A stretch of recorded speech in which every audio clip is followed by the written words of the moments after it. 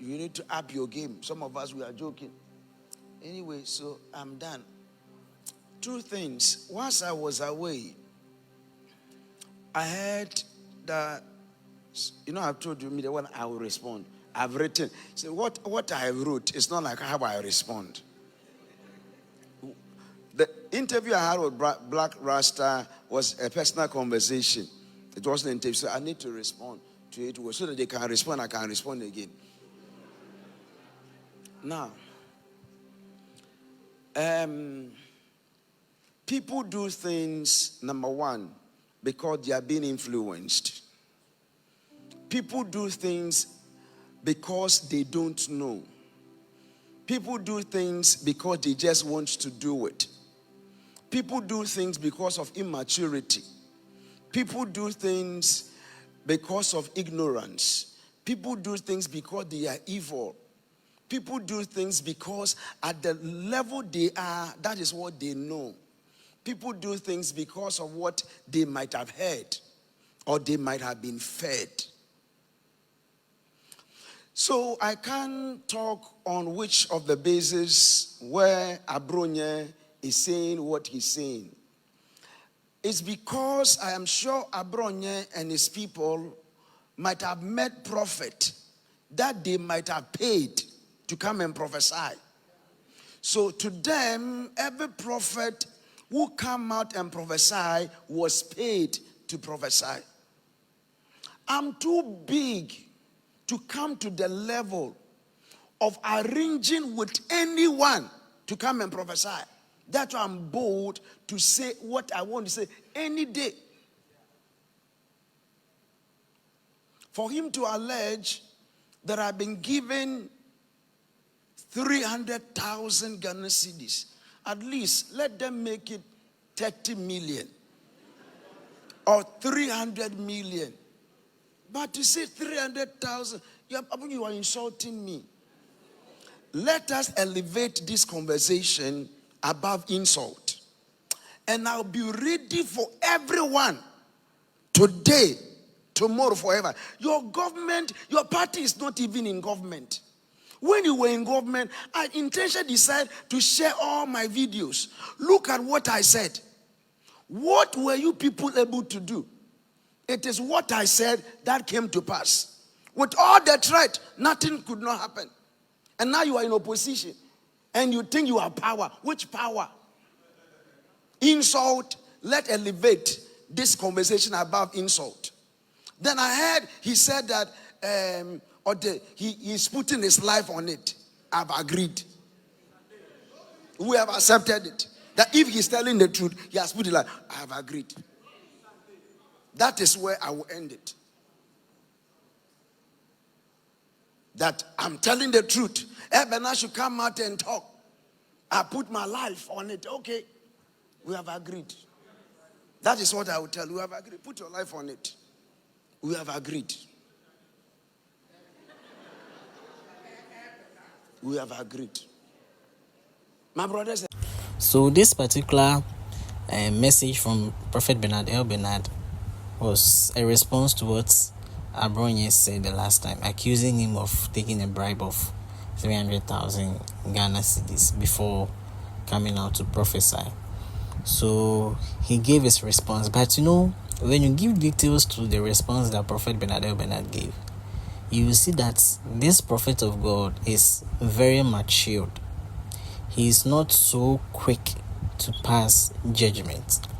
The comments he made even before addressing Abrony's issue was so spectacular, because he understands. He doesn't just consider what people say. He tends to consider where they are coming from to see what they say. And I think that is a very a matured person speaking. He's a matured prophet of God. There are so many prophets who, with a little shaking or with a little attack, they tend to say a whole lot of things. Okay, talk a lot. Some will curse. Some will do a whole lot of things. But for him, he tends to understand where the person is coming from. though he addresses issues, but you see that he addresses them from where the person is coming from. So that will actually influence his, tolerance level as to how to address the issue and stuff like that. So with with Abrony's case, what he said, he didn't actually say anything. He just responded, giving commentary on what he has already said when he was having a personal chat with Black Rasta. So, but what he actually said concerning Abrony's issue, I think if Abronye takes spiritual things very serious, then he has to meet the man of God and apologize. But I don't know, maybe Isigo will not let him apologize, because for swearing with your life that the man of God went to take bribe, and he said that he hasn't taken any bribe, and you are swearing with your life, and the man of God has come out to say that he accepts it, that is a very serious and a dangerous thing. He hasn't said anything, physically, he hasn't said anything bad to mean that maybe Abronyah is going to die or something like that. What he actually said, what he has come to say is that he is saying that he never took any money, and he is debunking the fact that he has been bribed to prophesy or he takes money to prophesy. But from Abronyah's own words, he said that he is saying whatever he is saying with his life, swearing with his own life that what he is saying is true. And now the prophet of God has come to say that he accepts it. If he is saying all those things with his life even on the table, then he accepts it. So this means, if you're a Christian, you understand the Bible says that life and death lies on the power of the tongue. So if anything happens to Abronyah from henceforth, we won't necessarily attribute it to what he actually said concerning Prophet ElBernard. But it can be 100% true that it was because of it. And if anything happens like that, then he caused his own death. Because this is your words. And there are spirits everywhere. And these spirits feed on information and they work on it. So actually running your mouth as like saying things against a man of God which is not true, even if it's true, it's strange. It's strange how God works. Even if it's true, who are you to judge God's prophet, accusing him wrongly? And I'm saying this in reference to what happened to Miriam and Aaron in the days of Moses, whereby it said that he's not supposed to marry an Ethiopian woman. He went to marry, blah, blah, blah. And you know what God did to them? God gave Miriam leprosy. So, that is when even Moses had committed the sin. But here's the case that the man of God hasn't committed that sin. He hasn't taken any bribe. He has debunked it. And you are swearing with your life. Sometimes people think that the days of old, as in like when something like Korah and is it Dotan, when they tried to stand against Moses and the earth had to swallow them. People think that those days are over. But even in the New Testament, when grace came, that thing happened. The vengeance of God happened even physically, and that was even when the church was being birthed. I'm talking about Sapphira and Ananias.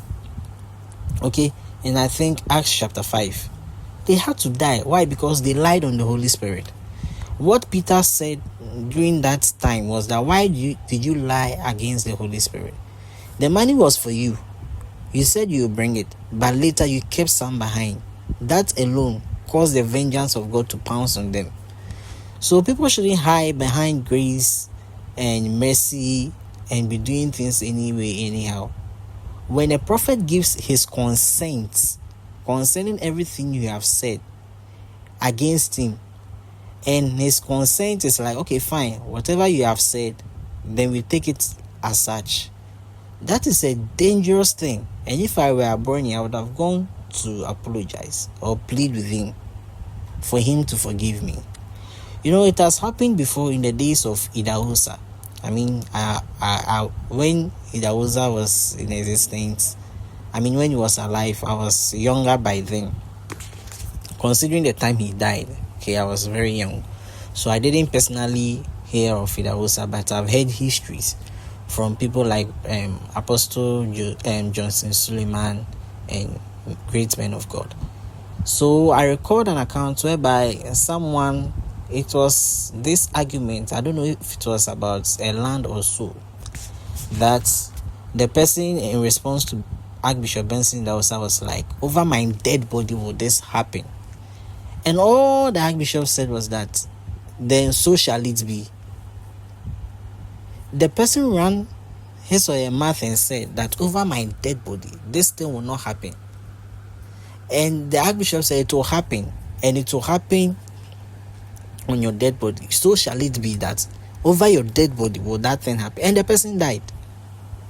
And the person died. So